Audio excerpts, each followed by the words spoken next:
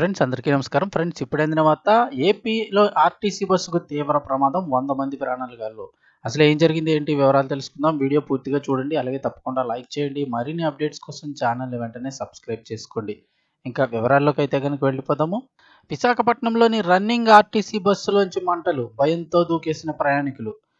అసలు ఏం జరిగింది చూస్తే విశాఖపట్నంలోని పెను ప్రమాదం త్రుటిలో తప్పిపోయింది. 4వ పట్టణ పోలీస్ స్టేషన్ పరిధిలోని శాంతిపురం జంక్షన్ వద్ద ఓ పెట్రోల్ బంక్ ఎదురుగా ఆర్టీసీ రన్నింగ్ బస్సులో మంటలు చెలరేగాయి. బస్సులో నుంచి మంటలు రావడాన్ని వెనుక వస్తున్న ఆటో డ్రైవర్లు గమనించారు. వెంటనే డ్రైవర్ రమేష్ను అప్రమత్తం చేశారు.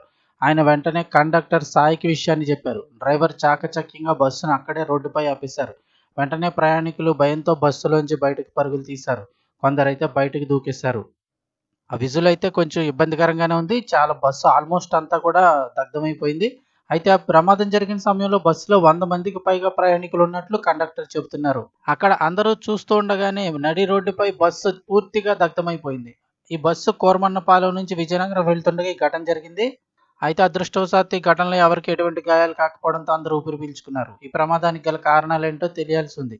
ఇంజిన్‌లో లోపంతో మంటలు చెలరేగాయా? లేదా ఇతర కారణాలు ఏమైనా ఉన్నాయా అనేది ఇంకా క్లారిటీ రాలేదు. మరోవైపు విశాఖపట్నం సింధియా హిమాచల్ నగర్ ప్రాంతంలో పారిశ్రామిక ప్రాంతమైనటువంటి జింక్ గేట్ సమీపంలో కూడా కారు దగ్ధమైంది.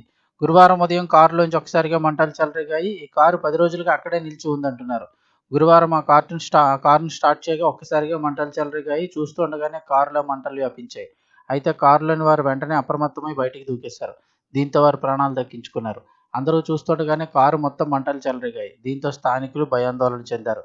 వారు వెంటనే అలర్ట్ అయి ఫైర్ సిబ్బందికి సమాచారం ఇవ్వగా వారు వచ్చేసరికి కారు సగానికి పైగా దగ్ధమైపోయింది.